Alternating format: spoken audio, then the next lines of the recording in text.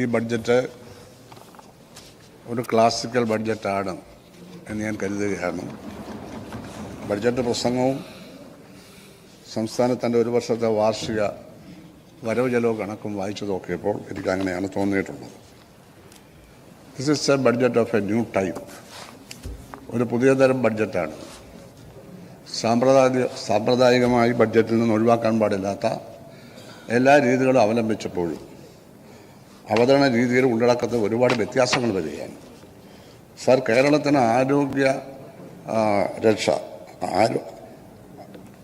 കേരളത്തിന് സാമ്പത്തിക ആരോഗ്യം എന്ന ആ ഡോക്യുമെൻ്റ് യാതൊരു പ്രസിഡൻറ്റും ഇല്ലാത്ത അത്യുജ്വലമായ ഡോക്യുമെൻ്റാണ്. കോളേജ് സ്പെയ്ഡ് എന്ന് ഇംഗ്ലീഷ് പറയുന്നു. തൂമ്പയെന്ന് വിളിക്കണം. ഇവിടുത്തെ സാമ്പത്തിക സ്ഥിതി അദ്ദേഹം കോളേജ് സ്പെയ്ഡ് എന്ന് വിളിച്ചിരിക്കുകയാണ്. ഇത് സമയം വളരെ കുറവാണ്. Sir, king is A bugger എന്ന് ഷേക്സ്പിയർ പറയുന്നുണ്ട്. രാജാവ് ഒരു ദരിദ്രനാണ്. അദ്ദേഹത്തിൻ്റെ യാതൊന്നുമില്ല. പക്ഷേ പ്രജകൾ അദ്ദേഹത്തിന് കൊടുക്കുകയാണ് നികുതിയായിട്ടും മറ്റതായും മറിച്ചതായും. അതെല്ലാം നീതിപൂർവ്വം വാങ്ങി വരവ് വെച്ച് അതേ ജനങ്ങൾക്ക് വേണ്ടി അതങ്ങോട്ട് വിതരണം ചെയ്യുകയാണ്. ഇതാണ് ബഡ്ജറ്റ്. ഈ ബഡ്ജറ്റിൽ അതിന് സാരാംശമുണ്ടെന്നാണ് ഞാൻ പറയുന്നത്. ബഹുമാനപ്പെട്ട മുഖ്യമന്ത്രി ബഗറാണെന്നല്ല, ആ സ്ഥാനത്ത് ആരിരുന്നാലും സത്സന്ധനാണെങ്കിൽ ഒരു ബഗറിനെ പോലെയാണ്. അക്കാര്യമാണ് ഞാൻ പറഞ്ഞത്. സർ, ഞാൻ സാമ്പത്തിക ശാസ്ത്രവുമായി ബന്ധപ്പെട്ട ധാരാളം മഹാന്മാരെയും അവരുടെ ഗ്രന്ഥങ്ങളെയും ഞാൻ ഈ അവസരത്തിൽ ഓർത്തു. ഒന്നാമതായി ക്രിസ്തുവിന് മുമ്പുള്ള ചാണക്യൻ്റെ അർത്ഥശാസ്ത്രം, അതുപോലെ ഇറ്റലിയിലെ മാക്കിവെല്ലിയുടെ ദ പ്രിൻസ്, അതുപോലെ തന്നെ the wealth of nations Adam സ്മിത്തിൻ്റെ, അതുപോലെ തന്നെ rise and fall of the Roman empire. കഴിഞ്ഞ നൂറ്റാണ്ടിൽ ഇറങ്ങിയ ലോകപ്രശസ്തമായ മൂന്നാം ലോക രാജ്യങ്ങളിലെ പട്ടിണിയെപ്പറ്റിയുള്ള ഗ്രണാഡ് മുണ്ടാളിൻ്റെ the challenge of world poverty. Sir, ഗാന്ധിയുടെ കുടൽ വ്യവസായ സംരംഭങ്ങളെ പറ്റി, ഭാരതത്തെ പറ്റിയിട്ട്, തൊഴിലിനെ പറ്റിയും നമ്മുടെ ഐശ്വര്യത്തെ പറ്റിയുള്ള സങ്കല്പം. സർ, സർവോപരി മഹാനായ കാർൽ മാർക്സിൻ്റെ ക്യാപിറ്റൽ. ഇതിലെല്ലാം ഉള്ളത് അദ്ദേഹം അതുപോലെ ആവർത്തിച്ചെന്നല്ല, ഇതെല്ലാം വായിക്കുകയോ പഠിക്കുകയോ ചെയ്ത ഒരാളിന് മാത്രമേ ഇത്തരം എമ്പതിയുള്ള ഒരു ബഡ്ജറ്റ് അവതരിപ്പിക്കാൻ പറ്റും. ഒന്ന്, ഇതിലെ സ്ത്രീകൾക്കുള്ള സൗജന്യ യാത്ര. എൺപതിന് കുറച്ച് ഉദാഹരണം. 1000 രൂപ മാസം തോറും. വേണ്ട, നമ്മുടെ മലയാള പാചക കലയെ അദ്ദേഹം കണ്ടിരിക്കുന്നു. ഞാനീ വലിയ ഹോട്ടലിൽ കയറിയൊന്നും മുഴുത്ത മീനൊന്നും എനിക്കിഷ്ടമല്ല കഴിക്കാൻ, ടേസ്റ്റില്ലതിന്. ചെറിയ ഹോട്ടലിൽ മാന്യമായിട്ടുള്ള നല്ല ഭക്ഷണം കഴിക്കാൻ ആഗ്രഹിക്കുന്നവരാണ് നമ്മൾ. നമ്മുടെ വീട്ടിലെ പോലെ ആ പാചകകല പഠിക്കാൻ സൗകര്യം. സർ, ആശാവർക്കർമാരുടെ ശമ്പള വർധന, അംഗൻവാടിക്കാരുടേത്, അതുപോലെ തന്നെ ആരോഗ്യ സംരക്ഷണത്തെ പറ്റിയുള്ള വിപുലമായിട്ടുള്ള സങ്കല്പങ്ങളെല്ലാം അടങ്ങുന്ന ഒരു 80 സിമ്പതിയേക്കാൾ മുകളിലാണ്. സിമ്പതി വെറും ദയ മാത്രമേ ഉള്ളൂ, ഒരു അനുകമ്പ മാത്രമേ ഉള്ളൂ. മറ്റേ 80 അതല്ല, അതിനൊക്കെ അപ്പുറം ഒരു ഭൂതതയെയാണ് അത് കാണിക്കുന്നത്. സർ, ഞാൻ പറയട്ടെ, ഇവിടെ കമ്മ്യൂണിസ്റ്റ് ഒരു ശാപമാണെന്നൊരു സുഹൃത്ത് പറഞ്ഞു. ഞാനതിന് മുഖം കാണാതിരുന്ന എൻ്റെ ഭാഗ്യം. സർ, കമ്മ്യൂണിസം ശാപമാണെന്ന് പറയുന്ന ലോകത്ത് ജീവിച്ചിരിക്കാൻ അവകാശമുണ്ട്. മഹാനായ ജവഹർലാൽ നെഹ്റു എന്താണ് പ്രിൻസസ് ഓഫ് വേൾഡ് ഹിസ്റ്ററിൽ എഴുതി വെച്ചിരിക്കുന്നത്? അത് ശാപമാണെന്നാണ്. അതിനെ ശാപഗ്രസ്തമാക്കിയവരെ പറ്റി പറയുന്നതിന് പകരം ആ മഹത്തായ ഐഡിയോളജി ആക്ഷേപിക്കുക എന്ന് പറഞ്ഞാൽ ഇന്നിവിടെ കമ്മ്യൂണിസം ഇല്ല സാർ. ഇവിടെ എന്ത് കമ്മ്യൂണിസം? ഇപ്പോൾ ആരാ കമ്മ്യൂണിസ്റ്റ്? ഞാൻ ഒരു പാർട്ടിയിലും ഇല്ലാത്തത് കൊണ്ട് ഒരു കമ്മ്യൂണിസ്റ്റുകാരനാണെന്ന് പറയുന്നില്ല. കാരണം അവിശ്വാസിയാണ്. കാരണം ഒരു പാർട്ടിയിൽ ഉണ്ടെങ്കിലേ ഒരു കമ്മ്യൂണിസ്റ്റുകാരനുണ്ടാവുമെന്ന് മാർക്സ് പറഞ്ഞിട്ടുണ്ട്. പക്ഷേ ഞാൻ കമ്മ്യൂണിസ്റ്റ് വിശ്വാസിയാണ്. അത് പറയാൻ എല്ലാവർക്കും അവകാശമുണ്ട്. അതൊരിക്കലും കാലാഹരണപ്പെട്ടതല്ല. അത് കൊണ്ടു നടക്കാനും നടപ്പാക്കാനും ഉള്ളവരാരും ഇപ്പോൾ ഇല്ല. ചൈനയിലും ക്യൂബയിലും കൊറിയയിലും വിയറ്റ്നാമിലും ഉള്ളത് അതവരൊരു പരുവത്തിൽ കൊണ്ടു നടക്കുന്നു. ബാക്കിയെല്ലാം ഇവിടെ ആരാ ഉള്ളത്? ആരുമില്ല. ഈ പറയുന്നതൊന്നും കമ്മ്യൂണിസ്റ്റേ അല്ല. അറിഞ്ഞിരിക്കണം. അറിയാവുന്നതുകൊണ്ട് ഞാൻ പറയുകയാണ്. എനിക്ക് സമയമില്ല, സമയം എൻ്റെ പോയിക്കൊണ്ടേയിരിക്കണം. അതുകൊണ്ട് കമ്മ്യൂണിസത്തെ ഒന്നും ശരിക്കല്ലേ, അതൊന്നും ശരിയല്ല എന്നാണ് എനിക്ക് പറയാനുള്ളത്. കമ്മ്യൂണിസ്റ്റ് പാർട്ടി കേരള കോൺഗ്രസുമായിട്ട് യോജിച്ചിട്ടുണ്ട്. കോൺഗ്രസ്സിലെ ആന്റണി വിഭാഗമായിട്ട് യോജിച്ചിട്ടുണ്ട്. നാളെ യഥാർത്ഥ കോൺഗ്രസുമായി യോജിക്കത്തില്ലെന്ന് ആരാ നിങ്ങളോട് പറഞ്ഞത്? നാളെ യോജിക്കും. തമിഴ്നാട്ടിൽ യോജിച്ചിരിക്കുകയല്ലേ, ലീഗുമായിട്ട് യോജിച്ചിരിക്കുകയല്ലേ? അല്ലെന്ന് ചോദിക്കുകയാണ്. ജി സുധാകരൻ കോൺഗ്രസിൻ്റെ ചെളിക്കുണ്ടി വീടെന്ന് പറഞ്ഞ മഹാന്മാരെ, നിങ്ങളെ എവിടെയാണ് വീടിരിക്കുന്നത്? തമിഴ്നാട്ടിൽ. അത് ചെളിക്കുണ്ടല്ല, അവിടെ അത് ആവശ്യമായിരുന്നു.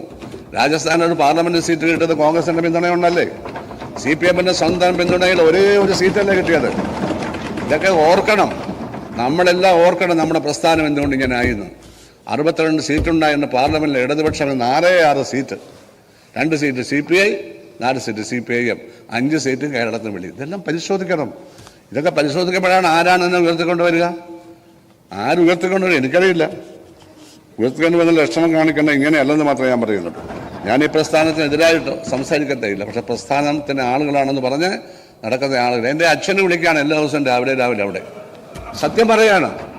സ്റ്റേറ്റ് കമ്മിറ്റി മെമ്പറായ ചന്ദനബാബു സ്റ്റേറ്റ് കമ്മിറ്റി മെമ്പറാണ് എൻ്റെ അച്ഛനെ വിളിക്കുകയാണ്. ഞാൻ അയാളുടെ അച്ഛനെ കാണാത്തത് കൊണ്ട് എനിക്കൊന്നും പറയാൻ പറ്റത്തില്ല. അത്ര എനിക്ക് പറയാം. ഇതൊക്കെ ശരിയാണ് സാർ. പിണറായി വിജയൻ്റെ ചെരുപ്പിൻ്റെ വാറടിക്കാനൊരു യോഗ്യതയില്ലെന്ന് ഇവിടെ MLA ആയിരുന്ന അന്നത്തെ പ്രതിപക്ഷ നേതാവിനെ മുണ്ടിരിയണമെന്ന് പറഞ്ഞ ഒരാൾ പറഞ്ഞു. സാർ, ഞാൻ ആരുടെയും ചെരുപ്പിൻ്റെ വാറടിക്കാൻ യോഗ്യത ക്വാളിഫൈഡ് ലിസ്റ്റ് ഞാനില്ല സാർ. എന്നെ അഭിമാനിക്കുന്നു അതിനകത്ത്. തമ്പുരാക്കന്മാരുടെ ചെരുപ്പിൻ്റെ വാറാണ് പണ്ട് ഭൃത്യന്മാർ അടിച്ചിരുന്നത്. നമ്മുടെ ആരുടെയും ചെരുപ്പിൻ്റെ വാറ നമ്മളല്ലാതെ ആരും അഴിക്കും. ഇതൊക്കെയാണ് സാർ ഭാഷ, ഫ്യൂഡൽ ഭാഷ, സമ്പന്നന്മാരുടെ ഭാഷ. ഇതൊന്നും കമ്മ്യൂണിസ്റ്റുകാരുടെ ഭാഷയല്ല. ചെറ്റക്കുടിലും ചെറ്റപ്പുരകളിലും താമസിക്കുന്നവരാണ് കമ്മ്യൂണിസ്റ്റുകാരുടെ വോട്ടർമാർ ഭൂരിപക്ഷവും. അവിടെയാണ് P. കൃഷ്ണപിള്ള EMS ഒക്കെ ഓടിച്ചിരുന്നത്. അവരാണ് അവർക്ക് ഭക്ഷണം കൊടുത്തത്. അതൊക്കെ ഇന്ന് ചരിത്ര കഥകൾ മാത്രമാണ്. ഇന്നത് പ്രാവർത്തികമല്ല, നേരെ വിപരീതമായതുകൊണ്ടാണ് ഞാൻ ഇനി ഇറങ്ങിപ്പോകുന്നത്. അല്ല, എന്നെ ആരും പുറത്താക്കിയതോ ഞാൻ രാജിവെച്ചതോ ഒന്നുമല്ല. അതുകൊണ്ട് എന്നോട് ആർക്കും വിരോധം തോന്നേണ്ട കാര്യമില്ല. ഞാൻ നല്ല കാര്യത്തിന് വേണ്ടി മാത്രം പറയുകയാണ്. സാർ, ഞാൻ അവസാനിപ്പിക്കുന്നു. സാർ, ഓരോ കമ്മീഷൻ സെൻട്രൽ ഗവൺമെൻറ് പണ്ട് പാസ്സാക്കിയതാണ്. അതിൽ കോൺട്രാക്ടർമാരും അഴിമതിക്കാരായ രാഷ്ട്രീയക്കാരും അഴിമതിക്കാരായിട്ടുള്ള ഉദ്യോഗസ്ഥന്മാരും ചേർന്നുള്ള ഒരു അവിഹിത ബന്ധത്തെ പറ്റി പറയുന്നുണ്ട്. സാർ, നമ്മുടെ പദ്ധതിക്ക് നമ്മൾ 100 രൂപ വെച്ചാൽ 40 രൂപ അവർ ചെലവഴിക്കുള്ളൂ. 60 രൂപ അടിച്ചെടുക്കും. കാരണം മാക്സിമം 50 രൂപ. 30 ആണെങ്കിൽ നമുക്ക് സന്തോഷം, ബാക്കിയെല്ലാം വീതിച്ചെടുക്കാൻ. സാർ, ഈ 100 രൂപയിൽ ഒരു കോൺട്രാക്ടർക്ക് 15-20% വരെ ലാഭം എടുക്കാൻ അവകാശമുണ്ട്. അതെടുത്താൽ മതി. അതാണോ നടക്കുന്നത്? അപ്പോൾ തീർച്ചയായും പദ്ധതി നിർവഹണത്തിൽ ഈ കാര്യം ഗൗരവമായി മുഖ്യമന്ത്രി കാണണം. ഒരഴിമതിയും സംരക്ഷിച്ചുകൂടാ. സാർ, തുറുങ്കിൽ അടയ്ക്കണം. സാർ, ജനങ്ങൾ കൈകൊട്ടി നിൽക്കണം, ഭൂരിപക്ഷം തരും. അഴിമതികളോടുള്ള ജനങ്ങളുടെ വിരോധം അത്ര വലുതാണ്. അതിന് മുഖം മൂടിയുള്ളവരെ ഒന്നും നമ്മൾ ബഹുമാനിച്ചിട്ട് കാര്യമില്ല. സാർ, അതുപോലെ തന്നെ ഇവിടെ 5 ലക്ഷത്തി ചില്ലുവാനും കോടി, 5,000,007 കോടിയാണല്ലോ ഇവിടുത്തെ ബാധ്യത. സാർ, അതിൽ 1,70,000 കോടി രൂപയും അഴിമതിയായി മാറ്റിയതാണ് സാർ. 33% അഴിമതിയായി മാറ്റിയതാണ് സാർ. മിനിമം ചിലതിൽ 50 ചിലതിൽ 20. അപ്പോൾ 1,30,700 കോടി രൂപയോളം ഇങ്ങനെ അടിച്ചു മാറ്റിയിട്ടുണ്ട്. അതുണ്ടാവരുത് സാർ. ഉണ്ടാവരുത് സാർ. സൈലാസ് മാനർ എന്നൊരു പുസ്തകമുണ്ട്, നമ്മൾ പലരും പഠിച്ചിട്ടുണ്ട്. പണമുണ്ട്, ഈ പണമാണ് ചെലവഴിക്കാതെ ആർക്കും കൊടുക്കാത്ത. അയാൾ രാത്രിയാകുമ്പോൾ വീടിന് അടിയിലൊരു വലിയ ഗുഹയിൽ പോയിരുന്ന എന്നെ നോക്കാൻ രാത്രി ഉറങ്ങത്തല്ല പുള്ളി. സാർ, അതുപോലെ അല്ലാതെ അദ്ദേഹം പറഞ്ഞു കഴിഞ്ഞ ദിവസം 6,000 കോടി രൂപയുണ്ട്, 6,000 കോടി രൂപയുണ്ട്, 6,000 കോടി രൂപയുണ്ട്. സാർ, ഈ 6,000 കോടി രൂപ ഉണ്ടെന്നും അറിയത്തില്ല. ഇടയ്ക്ക് ഒരു നോട്ടും ചില പൊക്കി കാണിക്കും. അത് 6,000 ഉണ്ടെന്ന് ആര് പറഞ്ഞു? പണ്ട് ചെറുകഥയിൽ ഒരു ചെറുകഥ കിട്ട പുസ്തകമായ അധ്യാപകർക്ക് നേരിട്ട് ശമ്പളം കൊടുക്കാതെ മാനേജർ പറ്റിക്കുന്നത് 5 രൂപ നോട്ട് പൊക്കി കാണിക്കും. ചെല്ലുമ്പോൾ വീണു നോക്കുമ്പോൾ കുളം പറയും, കൊടുക്കത്തില്ല. ഇത് കൊടുക്കത്തില്ല എന്ന് പറഞ്ഞ പോലെ ഇതുകൊണ്ട് കാര്യമില്ല. പണമെന്ന് പറഞ്ഞാൽ ചലിക്കാനുള്ള ചലനാത്മകമാണ്, മോഷനാണ്, സർക്കുലേഷനാണ് അതിൻ്റെ പ്രധാനം. അവിടെ സൈലാസ് മാനർമാർക്ക് യാതൊരു സ്ഥാനവുമില്ല. അത് ചലിച്ചുകൊണ്ടേയിരിക്കണം, എന്നാലേ സമ്പത്ത് ഉണ്ടാവുള്ളൂ, പ്രൊഡക്ഷൻ ഉണ്ടാവുള്ളൂ. അപ്പോൾ ചലനാത്മകമായ സമ്പദ് വ്യവസ്ഥയാണ്, പണം ചലിക്കണം എന്നുള്ളതാണ്. അതുപോലെ തന്നെ സാർ, സാമ്പത്തികമായിട്ടുള്ള കാര്യങ്ങൾ നമ്മൾ സംസാരിക്കുമ്പോൾ ഇതുപോലെ പ്രധാനമാണ് നമ്മുടെ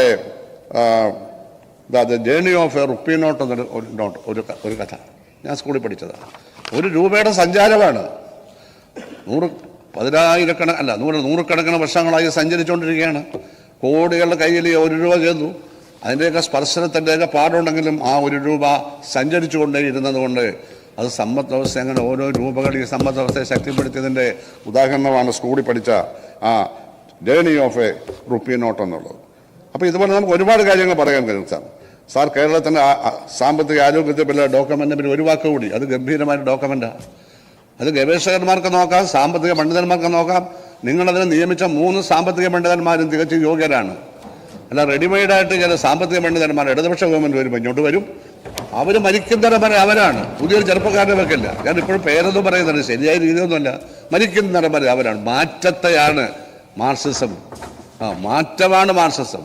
മാർക്സിസം മാറ്റത്തിൻ കാലമാണ്. അത് വസന്തം പൂക്കുന്ന കാലമാണ് എന്നൊക്കെയുള്ള പാട്ടുകൾ ഞങ്ങളുടെ കൊണ്ട് മാറ്റമാണ് ശാസ്ത്രം.